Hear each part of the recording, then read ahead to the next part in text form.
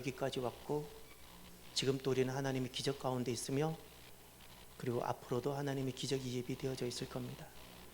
단 한 번도 우리는 태어나서 내 심장을 내가 뛰게 본 적이 없습니다. 단 한 번도 우리는 나 스스로 신체 메커니즘을 돌려본 적이 없습니다. 하나님의 은혜가 아니면 우리는 단 하루도 생존이 안 되는 인생입니다. 늘 하나님께 감사하며 살아가는 이 코로나가 가득한 소식 가운데 늘 하나님 은혜로 살아가는 저와 여러분이 되기를 바랍니다.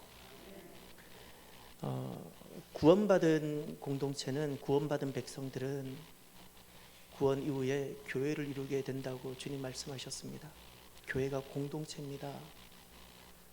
교회가 공동체라는 그 의식과 이해가 오기 전까지는 아직 교회를 정확하게 주님께서 우리에게 주시고 의지하시는 교회를 아직 잘 알지 못한다라고 생각하시면 됩니다.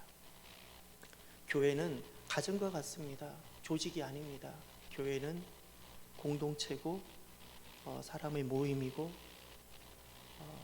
그와 같습니다. 그래서 이 공동체에는 항상 칭찬이나 격려만으로 유지가 안 됩니다. 조직에서는 서로가 요구하는 목적이 있기 때문에 상관없이 목적만 성취게 되면 됩니다. 그 회사는 조직입니다. 성품이 어떠하든 어떻게 개인 삶을 살아가든 회사가 요구하는 일만 해주면 됩니다. 이것이 조직입니다. 그러나 공동체는 삶을 공유하는 곳이기 때문에 최저치로 만납니다. 그래서 칭찬만으로는 불가능하고 환영만으로는 불가능하고 최저치로 만나기 때문에 공동체의 삶이 어려운 겁니다. 이 공동체가 유지되기 위해서 반드시 하나 넘어가야 되는 산이 있습니다. 그것이 갈등이라는 겁니다. 관계는 감정이다라는 그 책에 보면 여러분이 한번 생각해 보십시오. 여러분은 어떠셨는지. 부부싸움의 심화 원인, 부부싸움은 다양한 이유로 시작이 되지만 부부싸움이 더 깊어지고 그리고 말로 시작했다가 싸움으로 번져가는 그 원인 90%가 이거라고 합니다. 어떤 것일까요? 예. 나는 부부싸움을 시작했다가 왜 더 많이 번졌는가를 돌아볼 때 나는 어떠하셨습니까? 부부싸움이 심화되는 원인이 배우자의 말투 때문이랍니다. 됐어? 이 말 한마디 이 거절감 됐어, 그만둬, 말을 말자. 예. 에이, 당신은 안 돼, 나 그럴 줄 알았어. 이 말 한마디가 그 싸움의 그 심화를 가져온다고 합니다. 가장 듣기 싫은 말이랍니다. 가장 듣기 싫은 말. 여러분, 교회 생활이 공동체입니다. 갈등 발생하지요. 신앙생활을 하는데 갈등은 오류일까요? 가정생활 하는데 부부가 함께 살아가고 생기는 갈등이 오류일까요? 오류가 아니라 당연히 발생하는 것이고 다만 이 과정을 거치고 극복해야 되는 겁니다. 갈등이 없을 수 있겠습니까? 건강이라는 것은 갈등이 없는 상태가 아니라 그 갈등을 이기는 상태입니다. 그래서 우리 교회가 다양한 갈등들이 생길지라도 이 갈등이 없는 것처럼 잠재우기보다 오히려 이것을 통해서 더 성숙하고 성장하는 그런 교회가 되어지기를 바랍니다. 그러려면 교회 공동체가 어떻게 하면 갈등을 극복하며 갈 수 있을까요? 먼저 아주 중요한 것이 하나 있습니다. 첫 번째, 하나님과 나와의 갈등을 먼저 해소하십시오. 나와 너와의 문제가 아닙니다. 오늘 본문을 보십시오. 오늘 미가서 6장 1절 2절에 보면 반복되는 단어가 있습니다. 변론이란 단어가 보입니까? 1절에도 변론, 2절에도 여러 번 변론이 등장합니다. 변론이라는 단어는 법적 용어입니다. 고소하겠다는 겁니다. 고발하겠다는 겁니다. 누가? 하나님께서 하나님 백성이었던 10지파였던 북이스라엘을 고소하고 고발하시겠다는 겁니다. 이 하나님 심정이 느껴져야 됩니다. 하나님 심정이. 왜 하나님께서는 내 백성이고 우리로 말하면 하나님은 내 자녀인데 왜 고발하고 왜 고소하시겠다고 그러실까요? 당시 이 미가 선지자가 말씀을 선포할 때 북이스라엘 상황은 마지막인 겁니다. 남유다는 아하스 왕이 있고 곧 이어서 히스기야 왕이 이제 이어지는데 그때 북이스라엘은 망하는 겁니다. 아시리아가 그때 쳐들어오는 겁니다. 다시 말하면 하나님께서 더 이상 버틸 수가 없는 겁니다. 하나님의 은혜가 끝나는 시점입니다. 하나님의 인내가 끝이 다다릅니다. 이 끝이 오면 심판인데 아직도 깨닫지 못하고 하나님에 대한 엄청난 오해들이 있는 겁니다. 갈등들. 심리학에서는 갈등을 이렇게 이야기를 합니다. 갈등은 두 가지 이상 목표나 동기 또는 힘이나 체계가 서로 충돌하는 현상인데 이것은 모든 인간관계에서 피할 수 없는 현상이고 그리고 이것은 부조화의 상태라고. 그 갈등이란 단어 한자를 찾아봤습니다. 갈등이란 단어를 한자를 한 번도 본 적이 없어서 찾아봤더니 늘상 보던 거더라고요. 혹시 여러분 갈근탕을 들어보셨습니까? 뭘 갈근탕이라 부르죠? 저희들은 어렸을 때 칡이라 불렀어요. 우린 칡이라 불렀는데 그게 딱 한 단어잖아요. 이 칡을 말하는 것이 갈자입니다. 칡갈자. 그러면 근은 뭘까요? 갈근할 때 근. 갈근이란다. 죄송합니다. 갈등할 때 등. 등나무 등자예요. 등나무 등자. 이제 둘 공통점이 뭐예요? 갈근할 때 그 칡하고 등나무 할 때 등. 둘 다 공통점이 뭐죠? 둘 다 넝쿨식물이고 서로 그냥 꼬아서 하나가 안 되는 거야. 비비 꼬아서 끝까지 이렇게. 그래서 제가 이렇게 이해를 하고 나서 갈등을 가만히 보니 참 한자 잘 지었다. 한자 참 잘 지었다 생각이 듭니다. 산업심리학에서 갈등을 이렇게 다루고 있더라고요. 갈등은 생존과 직결되는 본능인 동시에 이를 해결하고자 하는 인간의 욕구이며 꼭 부정적인 영향만이 아니라 긍정적인, 이걸로 인해서 더 민주주의 사회가 된다든지 이렇게 긍정적인 영향을 주기도 한다라고 하면서 산업심리학에서는 갈등 자체를 문제시하기보다 이것을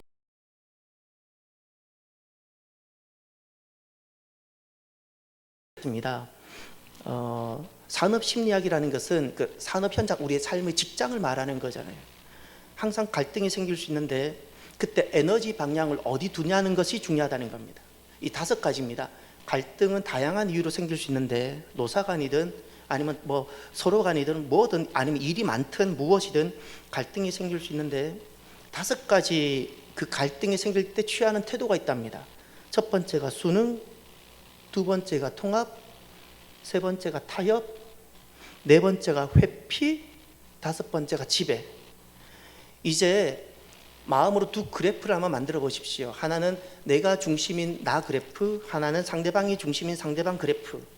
만약에 이 5가지 갈등이 생겼을 때 이 5가지 개념으로 사람들은 누구나 해결하는데 나는 너무 중요하고 내가 너무 중요한데 상대방은 중요치 않아요. 이런 경우에는 이 5가지 가치 중에서 무엇으로 해결할까요? 순응일까요?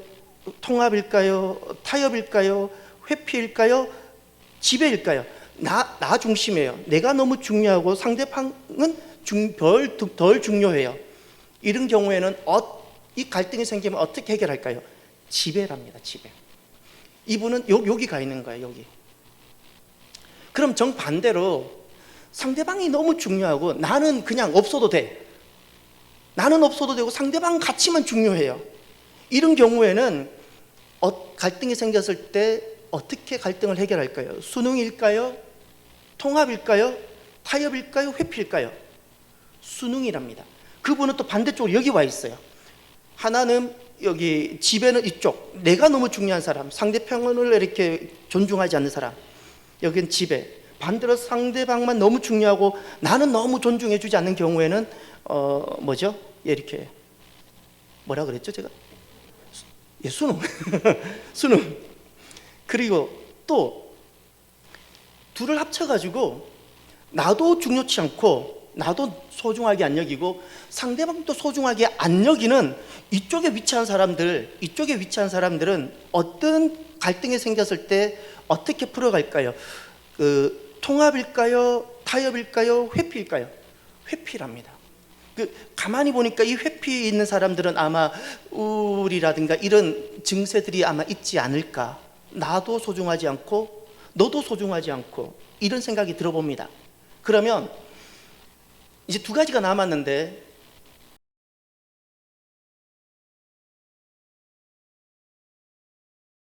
그것을 무엇이라고 말할까요? 그걸 타협이라고 부른답니다. 적절하게. 그런데 이 산업심리학에서 가장 추천하고 가야 될 방향이 무엇이라고 하냐면, 나도 너무 소중하고 너도 너무 소중하다는 거예요. 이 두 가지 가치를 이렇게 함께 이루어갈 때 그때 만들어지는 갈등 해소 그 방안이 통합이라고 합니다. 통합. 그거는 여기 있는 거예요. 여기. 나도 중요하고 너도 중요하고 너의 가치도 소중하고 나의 가치도 소중하고, 그래서 만나는 자리가 이 자리, 통합. 성도들은 우리 교회가 어디에 속했는지 잘 모르잖아요. 교단, 그지요? 늘 헷갈리고, 제가 안 헷갈리도록 해드릴게요. 우리 교회는 대한예수교 장로의 통합측입니다. 통합이 중요해요. 통합이. 농담입니다. 여러분, 질문 하나 드려볼게요. 하나님께서 우리에게 바라시는 순종은 수능일까요? 하나님께서 우리에게 요구하시는 순종의 개념을 이 5가지에서 찾아보세요. 산업심리학에서 말하는 그 5가지 갈등이 생겼을 때 해결하는 취하는 그것이 5가지가 있는데, 주님께서 우리에게 순종을 말씀하십니다.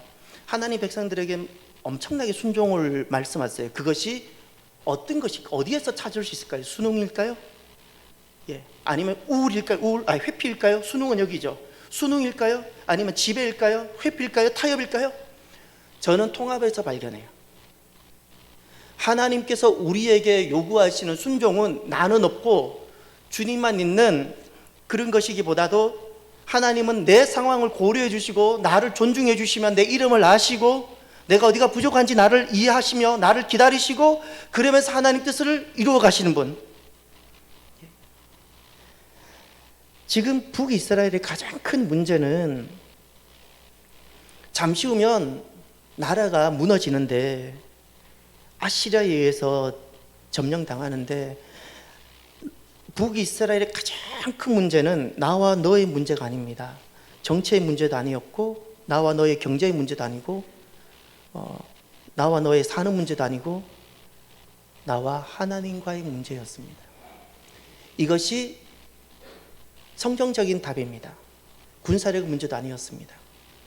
경제력의 문제도 아닙니다. 오늘 우리도 마찬가지입니다. 우리 인생의 가장 본질적인 문제는 무엇일까요? 오늘날 내 인생의 가장 본질적인 문제, 다시 좀 더 확대해서, 지금 우리나라가 여러 가지 아픔과 눈물을 많이 가지고 있는데, 우리가 가지고 있는, 이 대한민국이 가지고 있는, 지금 우리가 이렇게 신음하고 있는 가장 본질적인 문제는 무엇일까요? 얼마나 정치적 시스템이 잘못됐기에 이렇게 아픔이 많을까요? 얼마나 우리가 교육을 잘못했기에 이런 문제가 생길까요? 본질적인 문제가 무엇일까요? 나와 너와의 문제가 아니고요, 나와 하나님과의 관계임을 깨달아야 됩니다. 이것이 주님께서 보시는 눈이에요. 너와 너와의 문제가 아니라는 거예요. 너는 왜 나와의 관계가 틀어졌냐는 겁니다. 너는 왜 나와의 관계가 틀어졌냐고. 지금 북이스라엘이 하나님과의 관계가 어떻게 틀어졌는가를 이제 한번 보시길 바랍니다.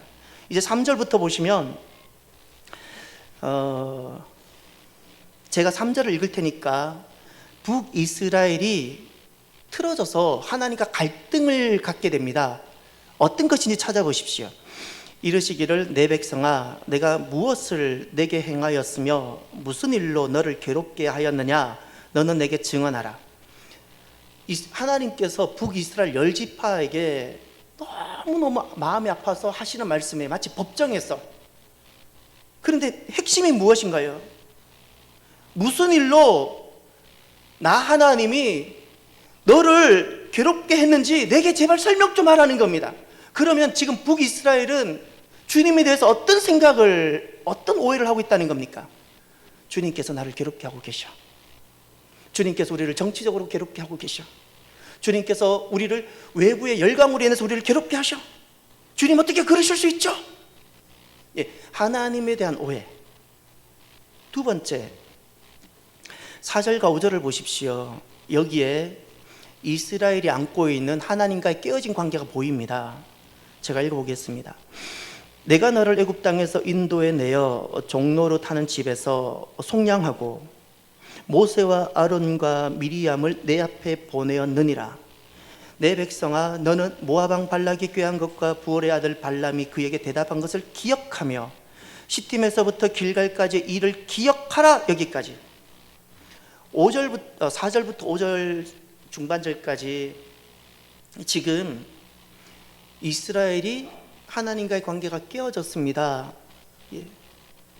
그 내용이 무엇이죠? 무엇 때문에 하나님과 갈등을 빚고 있고 하나님 마음을 알지 못하고 관계가 깨어졌을까요?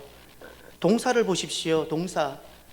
인도에 내었는데, 속량하셨는데, 보내셨는데, 그런데 기억하라, 기억하라 두 번 나왔죠.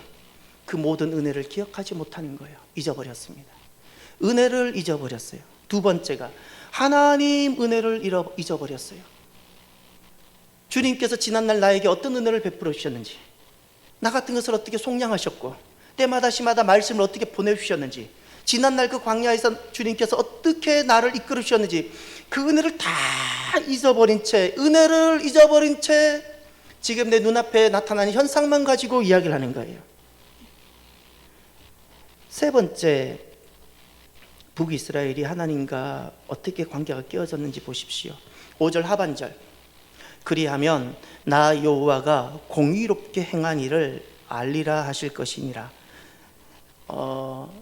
주님께서 북이스라엘을 앞에 두고 법정에서 내가 얼마나 공의롭게 행했는지 알겠느냐 이렇게 말씀하셨던 그 이유를 역으로 보면 어떤 것일까요?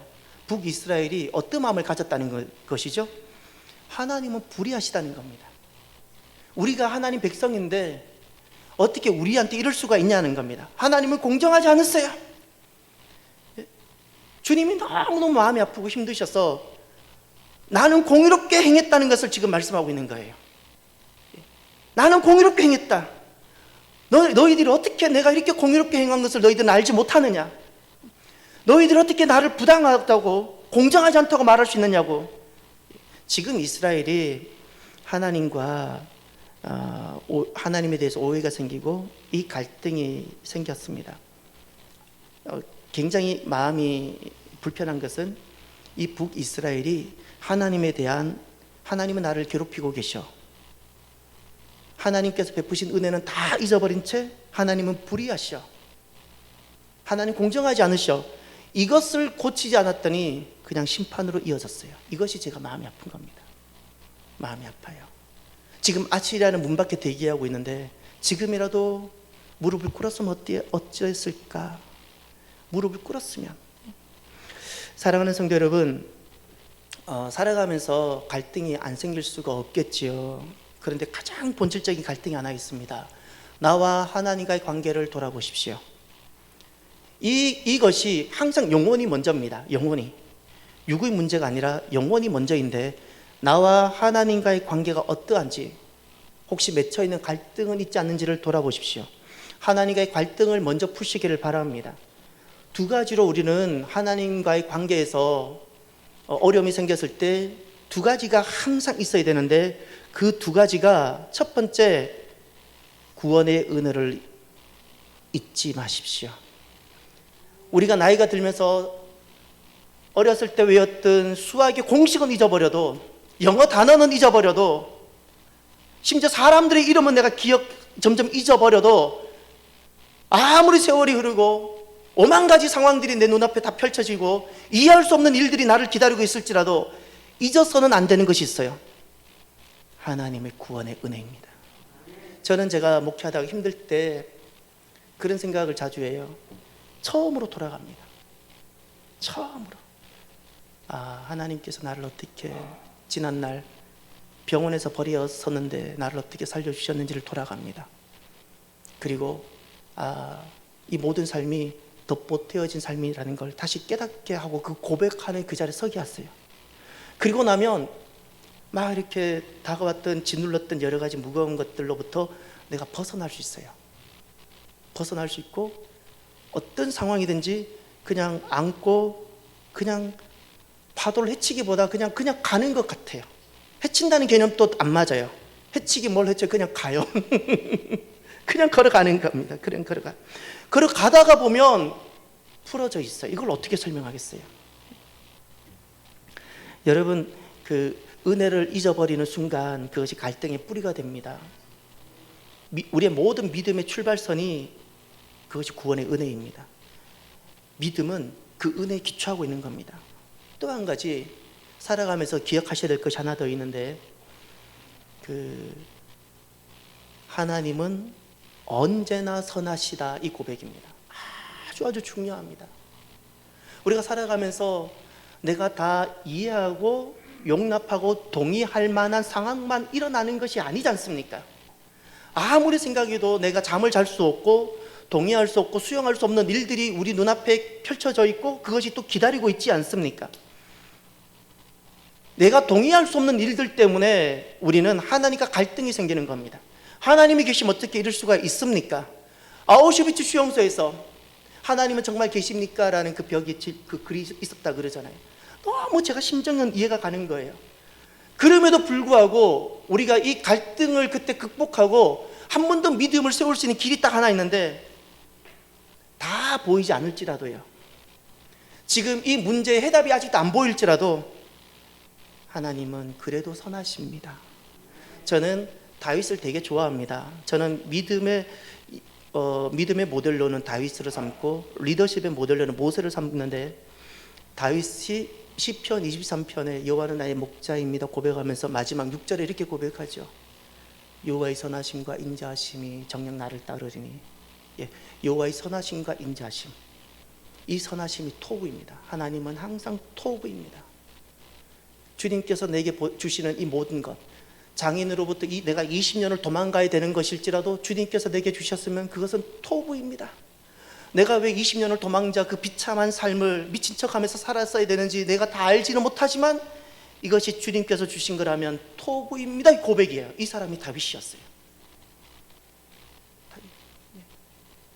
우리가 하나님과의 갈등을 극복할 수 있는 너무 중요한 신앙생활은 누가 만약에 제게 묻는다면 저는 마라톤이라 말하지 않고요, 장애물 경기라고 말합니다.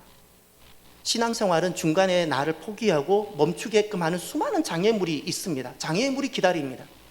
어떻게 이 장애물들을 다 극복하고 결국에 그 마지막 지점까지 우리가 완주하고 골인할 수 있을까요? 완주의 비결이 무엇일까요? 내 능력일까요? 아니요. 다양한 장애물 앞에 섰을 때 때로는 넘어갈 수 없는, 내 힘으로는 극복할 수 없는, 때로는 나를 너무 부끄럽게 하는 장애물들, 때로는 너무 이해할 수 없는 분노가 일어나게 하는 장애물들, 오만 가지 장애물들이 있을 때 이것을 결국 극복해야 하는 것은 딱 한 가지, 그럼에도 불구하고 하나님은 선하십니다. 여러분, 하나님 살아계심을 믿습니까? 그 하나님, 살아계신 하나님이 팔짱 끼고 그냥 주무시고 계신다고 여기나요? 아니요. 저는 지금 온 세상을 통치하신다고 믿습니다. 계시는 하나님께서 통치하십니다. 그렇기에 그 하나님의 통치 속에 내가 들어갈 때만 호흡이 되어집니다. 이해할 수 없는 장애물이 나를 기다리고 때로는 나를 부끄럽게 하는 일들이 내게 일어날지라도 그때 내가 하나님의 통치 속에 다시 들어가는 겁니다. 그것이 하나님의 선하심을 고백하는 것. 지금 또 나는 다 이해할 수 없지만 지금 또 하나님은 계시며 하나님은 통치하시며 하나님 하시는 모든 것은 옳으십니다. 그렇게 하면 나도 모르게 이 장애물이 극복되어져 있는 것을 보게 됩니다. 저는 제가 연약함을 알기 때문에 자주 반복하는 것이 있습니다. 무슨 말씀일까요? 우리 교회 공동체 동일하게 이걸로 우리는 같은 말씀이 있어야 되죠. 같은 공동체는 같은 말씀을 공유해야 됩니다. 우리 모두가 공유하고 있죠. 무엇일까요? 항상 기뻐하라, 쉬지 말고 기도하라, 범사에 감사하라. 고등학교 때 주님께서 제 가슴에 뜨겁게 주셨던 말씀, 그때는 단순히 좋아서 받았던 말씀, 참 좋다, 경구로도 좋고, 근데 살면서 목회하면서 왜 주님께서 지난날 제게 주셨는가를 너무나도 잘 알게 됩니다. 기뻐할 수 없는 일들이 너무 많고 동의하면서 감사할 수 없는 일들이 너무 많다는 걸 제가 깨닫습니다. 포기하고 싶고 낙심할 만한 상황이 얼마나 많은지, 기도할 수 없는 상황이 얼마나 많은지, 그래서 저는 이 자리를 다시 돌아가는 겁니다. 하나님, 기뻐해 보겠습니다. 하나님, 이 상황이 지금 내 마음과 내 뜻과는 일치가 되지 않지만 주님 감사하겠습니다. 도무지 나를 절망시키고 힘들게 하지만 그러나 포기하지 않고 주님 앞에 나와 기도하겠습니다. 기도한다는 것은 포기하지 않았다는 거거든요. 기도해 보겠습니다.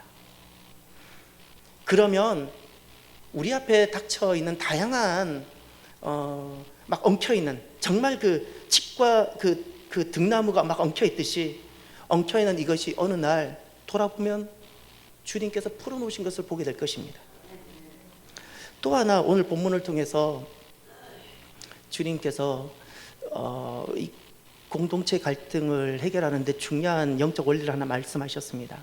그것은 하나님과 나와의 소통을 이뤄내는 겁니다. 하나님과 나와의 소통입니다. 이제 6절 7절을 보십시오. 이 6절 7절에 갈등이 생겼을 때 갈등을 도리어 악화하는 내용이 나옵니다. 이 갈등을 악화하는 내용인데 저는 이 6절과 7절을 이렇게 비유적으로 표현을 해봅니다. 어설픈 자기 시도.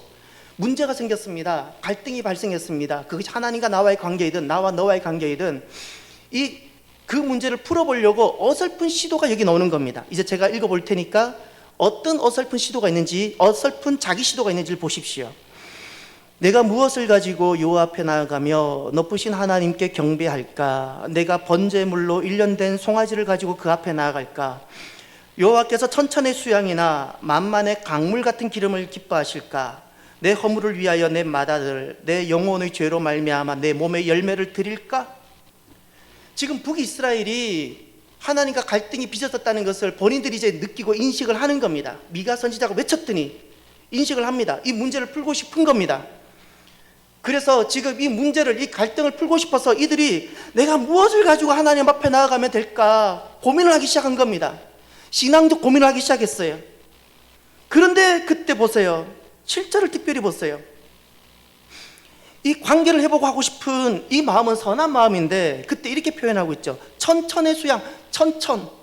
그 다음 만만의 강물 같은 기름, 만만. 이 왜 천천과 왜 만만이 왜 등장했을까요? 이것이 어설픈 자기 시도예요. 어설픈 자기 시도. 많으면 통할 줄 알고, 내 정성이면 주님께서 받아주실까 싶어서, 내가 좀 더 헌신하면 주님께서 받아주실까 싶어서, 백백보다는 천천히 낫고, 천천히 만만이면 반드시 주님께는 통할 것만 갖고 이번에는, 이런 마음. 또 그 다음 맏아들이란 단어가 나오죠. 또 내 몸의 열매, 다른 말로 바꾸면 자녀입니다. 여러분, 천천히나 만만, 맏아들이나 자녀의 개념이 무엇일까요? 내게 있어서 지금 내가 가장 소중하게 여기는 것, 당시 북이스라엘 사람들이, 하나님 백성들이 가장 가치 있게 여긴 겁니다. 내가 가치 있게 여긴 것. 나는 백백보다 천천히 더 가치 있어. 나는 평생 만만으로 살고 싶어. 이 가치, 만만으로 살고 싶은 이 가치, 자녀만을 붙들고 평생 살고 있는 이 가치. 그래서 지금 이 갈등을 풀기 위해서 이런 마음인 거예요. 내가 생각하는 가장 소중한 가치를 가지고 나아가면 이 갈등이 풀어지겠지. 이것이 어설픈 자기 시도입니다. 주님은 그것을 원하지 않았어요. 나의 가치가 주님께 가치가 되지 못한다는 사실을 기억하셔야 됩니다. 그래서 저와 여러분들은 이런 시간이 꼭 있었으면 좋겠습니다. 저도 마찬가지고. 40대는 돌아보면, 40대까지는 제 자신을 돌아보면 정말 막 앞만 보고 달렸던 것 같아요. 50이 되고 50 중반이 되니까 인생의 철이 조금 더 들어서 뒤를 자꾸 돌아보게 되고 40대와는 좀 다른 모습이 되는 것 같아요. 이제 제게 자꾸 멈추면서 보지 못했던 걸 보는 시간들 갖게 되는 것 같습니다. 여러분, 내가 소중하다고 여기기에 내가 아는 이 가치가 주님께는 통용되지 않을 수 있다는 것을 기억하고요. 그때 이 문제를 해결하고 싶어서 어설픈 자기 시도하기보다 잠깐 멈추어 보면 좋겠습니다. 잠깐 멈추는 게 중요해요. 우리가 그동안 멈추지 않고 내 가치로 이 문제를 해결하려고 했었잖아요. 저도 그런 실수를 많이 하고. 그런데 잠깐 멈추면 그 다음이 무엇이 보이는 거 아니? 멈추면 그가 소중하게 여기는, 하나님께서 소중하게 여기시는 가치가 보이고, 나와 어려움에 처해 있는 그의 소중한, 그가 소중하게 여기는, 그가 원하는 가치가 그때 보여요. 내가 멈춰야 돼요. 그래서 우리가 하나 적용할 것이 하나 있는데, 저도 그렇고 우리 모두가 멈춰야 할 부분들이 있어 보입니다. 우리가 누구보다도 이 자리에 나온 여러분들은 주님 앞에 신실하고 충성되다고 여깁니다. 코로나 오미크론 소식이 이렇게 막 가득하고, 우리 교회만 해도 뭐 두세 집 건너면 코로나 소식도 있고, 그래서 많은 성도들이 못 나오고 있는데, 그럼에도 불구하고 우리는 이 자리에 나왔지 않습니까? 저나 우리 모두는 누구보다도 신실하고 충성될 겁니다. 그런데 멈춰야 될 것이 하나 있습니다. 내가 주님 앞에 드리는 헌신이 귀한 게 맞습니다. 어머니께 제가 받은 것이, 자연스럽게 배운 것이 헌신과 순종입니다. 순종과 이 헌신은 제게 있어서 생명 같은 가치입니다. 그럼에도 불구하고 무엇을 멈춰야 되는가? 주님과 소통되지 않았던 헌신, 주님과 소통되지 않았던 순종, 이것은 멈춰야 됩니다. 그냥 어설픈 자기 시도였다는 겁니다. 어설픈 자기 시도. 내가 어떤 헌신을 하는 데 있어서 주님과 먼저 소통이 있었느냐고 한 번은 멈추고 생각을 해야 되는 겁니다. 멈추면 무엇이 보이는가? 8절이 보입니다. 이제 8절 한번 보십시오. 6절과 7절에서 멈춰야 8절이 보이고요, 6절 7절에서 브레이크를 두지 않으면 8절은 보이지 않습니다. 멈추면 8절이 보이는데, 사람아 주께서 선한 것이 무엇임을 내게 보이셨나니 여호와께서 내게 구하시는 것은 다 함께 오직 정의를 행하며 인자를 사랑하며 겸손하게 내 하나님과 함께 행하는 것이 아니냐. 예. 멈추면 말씀이 들리고, 멈추면 하나님이 보입니다. 우리가 멈추지 않아서, 어설픈 자기 시도에 마침표를 못 찍어서, 쉼표를 못 찍어서 주님의 마음을 읽어내질 못하는 겁니다. 하나님이 바라시는 것이 있습니다. 하나님 바라시는 것.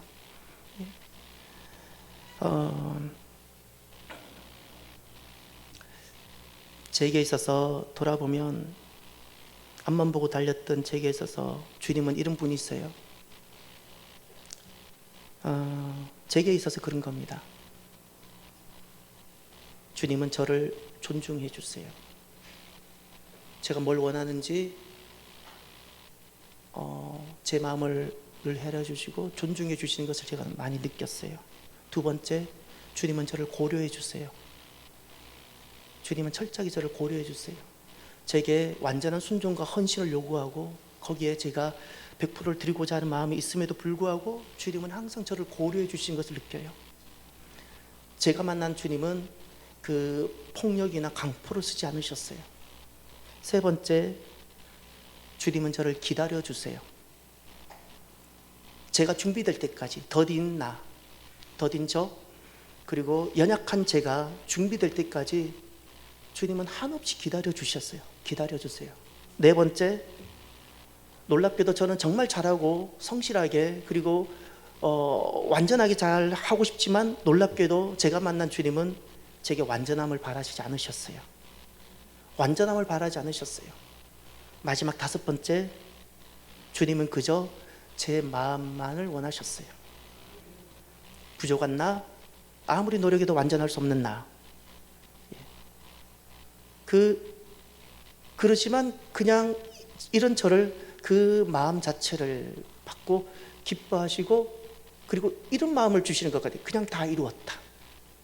그리고 그냥 기뻐해 주시고. 그렇기 때문에 우리가 주님과 소통이 가능합니다.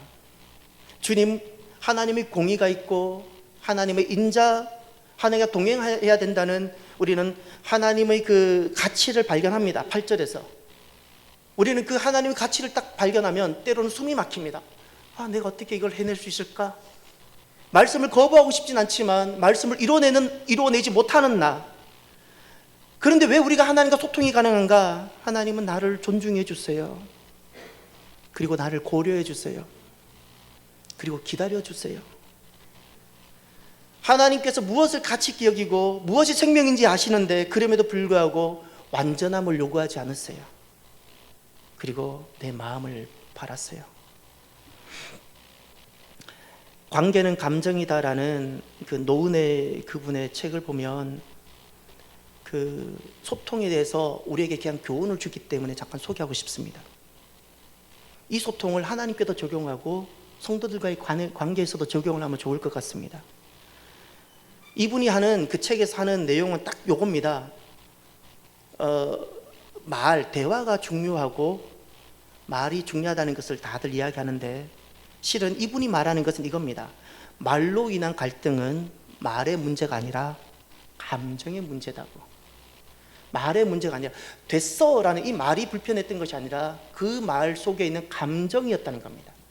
그 감정의 문제라는 거예요. 그래서 이분이 제시하는 것은 우리가 그동안 감정을 다루고 표현하는 방법에 너무 익숙하지 못하고 그래서 우리가 잘 안 되었다는 겁니다. 그래서 갈등이 반복되었다고. 이런 이제 내용을 접하면 전 항상 제 아버지가 생각이 납니다. 저희 아버지, 사랑을 표현할 줄도 모르셨던 아버지, 그냥 점잖게 계셔야만 된다고 생각하셨던 아버지, 남자는 말이 많이 없어야 된다고 생각하셨던 아버지. 저는 아버지가 많이 떠오릅니다. 아버지가 많이 짠합니다. 왜냐하면 아버지가 감정을 표현하는 방법도 배운 적도 없고 아내한테 사랑한다고 고백해야 된다는 것도 배운 적도 없으셨던 우리 아버지. 지금 또 집에 가면 아버지와 대화가 너무 짧아요. 너무너무 아버지가 이젠 좋은데 어렸을 때 그렇게 무섭고 싫었던 아버지가 지금은 너무너무 좋은데 제가 목사잖아요. 근데 아버지랑 가면 말이 너무 짧아서 대화를 막 하고 싶은데 어떻게 대화를 해야 될지 모르겠어요. 근데 뭐가 있냐면 아버지는 그냥 제가 곁에 있는 게 좋으신 거예요. 일어날 때 스스로 잘 못 일어나서 손잡아 주는 게 그냥 좋으시고, 우리가 그 감정을 다루는 것을 배우고 알아야 될 필요가 있는 것 같습니다. 이 노은혜라는 이분은 이름을 보니까 아마 크리스찬인 것 같습니다. 세 가지를 이야기합니다. 소통에 있어서. 첫 번째가 이중 메시지를 쓰지 말라는 겁니다. 다시 말해서 감정에 솔직하게 좀 하라는 거예요. 이런 거죠. 아유, 목사님 요즘 많이 힘드시죠? 그러면 아니요, 뭐 누구나 다 하는 걸 괜찮아요. 그런 말 좀 하지 말라는 거예요. 속으로 힘들면서 힘들면 힘들다고 말을 하라는 겁니다. 이것이 그 첫 번째예요. 감정을 솔직하게 표현해라. 그리고 두 번째는 감정만 솔직하게 표현하는 것으로 그치면 어떤 오해가 생기는가 하니 그 책망하는 것처럼 들릴 수가 있다는 거예요. 나 지금 너무 힘들어요 이러면 상대편한테 책망하는 것처럼 들릴 수가 있다는 거예요. 그래서 어떻게 해야 되는가 하니 내 감정을 솔직하게 표현하되, 두 번째, 내가 바라는 것과 내 마음에 원래 생각했던 것을 알려주라는 겁니다. 내 욕구와 소원을 알려주라는 거예요. 이런 거예요.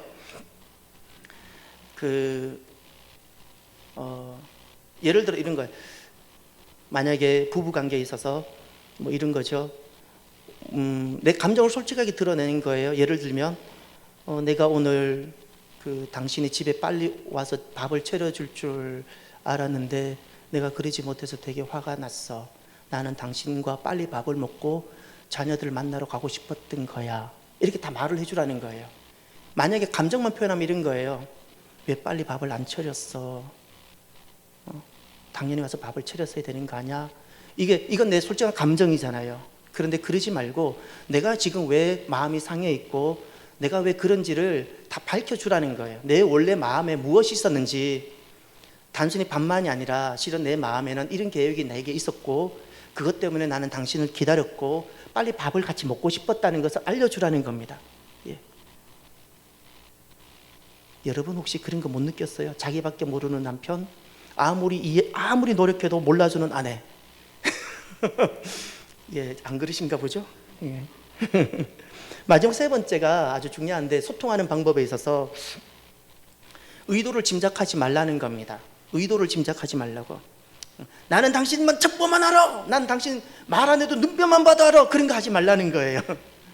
왜냐하면 소통을 단절시키는 너무 나쁜 습관이 말하는 사람의 의도를 짐작해버리는 거랍니다. 이것을 심리학에서는 왜곡된 거울이라고 말합니다. 여러분 저기 이렇게 유원지나 관광지에 가면 오목거울, 볼록거울 있죠. 이게 나를 왜곡시키잖아요. 어떨 때는 뚱뚱한데 너무 날씬하게 만들어주고, 어떤 거울 앞에 딱 서면 날씬하게 뚱뚱하게 만들어 보이고, 이게 왜곡 거울이에요. 왜곡. 실제가 아니잖아요.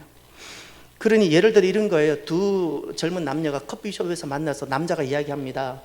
아, 요즘 내가 너와 너무 자주 다투어서 속상해. 남자가 이렇게 말을 했는데 여자가 이렇게 받는 거예요. 이제 나랑 헤어지자고 싶다는 거지? 좋아, 나도 너무너무 지긋해. 이게 뭐죠? 남자는 사과를 하고 싶은 거예요. 내가 어제도 다퉈서 미안하고 그저께도 다퉈서 참 미안해. 아, 내 참 미안해. 이런 말을 하고 싶었던 건데, 이것을 의도를 그냥 짐작해서 그럼 나랑 이제 헤어지자는 거지? 이렇게 그 자신의 약함을 이런 것으로 이렇게 방어하고 그렇게 하려는, 보호하려는 그런 게 심정이 있답니다. 그래서 어떻게 해야 되는 거 아니? 왜곡 거울이 아니라 평명 거울이어야 된답니다. 남자들은 이것이 무엇인지 잘 압니다. 평명 거울이라는 것은 심리학에서 쓰는 용어고, 우리 남자들이 군대 용어로 바꾸면 복명복창입니다. 복명복창. 예를 드리는 겁니다. 아, 내가 자주 너와 다투어서 너무너무 미안하고 속상해. 그러면 이 평명 거울로 만나면 이런 겁니다. 아, 지금 너는 나와 만나서 자꾸 다투고 그래서 속상하고 미안하다는 것이지, 반복해 주라는 겁니다. 그러면 이 두 가지 일이 하나 있는데, 왜곡이 일어나지 않아요. 의도를 잘못 짐작해서 왜곡이 일어나지 않고, 그리고 왜곡이 일어나지 않으니까 그 다음에 또 그의 솔직한 이야기를 또 들을 수 있고 소통이 되어진다는 겁니다. 그래서 복명복창이에요. 사랑하는 성도 여러분, 하나님과의 관계를 그냥 저 멀리 계시는 절대적인 어떤 존재로만 두지 마시고요, 내 친정아버지 같은 분, 때로 내 친구 같은 분으로 소통을 하기를 원하세요. 소통을 해보세요. 내 마음을 내 감정도 표현하세요. 헤세드 사랑을 하라고 하는 그 말씀 앞에 서 있는 나, 하나님과 동행하기를 바라시는 그 하나님 진리 앞에 서 있는 나, 이 나를 두고 하나님 그 말씀을 대하는 내 감정을 표현해 주세요. 주님, 제가 어떻게 하나님과 같이 살 수 있어요? 아직 잘 모르겠어요. 감정을 표현해 주세요. 너무 그걸 바라지만 제가 잘 모르겠어요. 그리고 내 마음에 솔직한 내 마음을 알려주세요. 오늘 공동체에 대한 시리즈 말씀 4번째입니다. 그 모든 그 만남 속에는 갈등이 생기지요. 오늘 이 말씀을 통하여 나와 너와의 갈등을 우선적으로 해결하기보다 저와 여러분들이 나와 하나님과의 관계를 먼저 건강하게 회복함으로 나와 너와의 건강한 공동체를 세워가는 저와 여러분이 되기를 바랍니다. 기도합시다. 오늘 저와 여러분들에게 주시는 말씀을 가슴에 새기고 하나님 앞에 결단하며 기도합시다. 나는 갈등을 어떻게 다루고 있는지, 나와의 하나님과의 관계는 어떠한지, 이 시간 함께 주님 앞에 결단하며 기도하길 원합니다. 기도합시다. 할렐루야. 하나님 아버지 감사합니다. 오늘 공동체 말씀으로 4번째 말씀, 갈등에 대해서 주님께서 말씀해 주셨습니다. 주님, 하나님과의 갈등을 풀어가고 하나님과의 갈등 먼저 해소하고 하나님에 대한 모든 오해를 내려놓고 하나님께서 베풀어 주신 그 구원의 은혜를 잃어버리지 아니하고, 하나님은 언제나 선하심을 고백하며 주님, 우리 안에 일어나는 하나님 자기 의로 먼저 달려가지 않고 어설픈 자기 시도하지 않으며 주님 앞에 서서 나를 존중해 주시고 나를 고려해 주시고 나를 기다려 주시고 나의 완전함을 바라지 아니하시며 그저 나를 원하시고 내 마음을 원하시는 그 주님께 내 감정을 솔직하게 표현하며 주님과 소통하는 하나님, 그래서 그 갈등을 하나님 극복해가는 하나님 우리들이 주여 되게 하여 주옵소서. 하나님 참으로 감사합니다.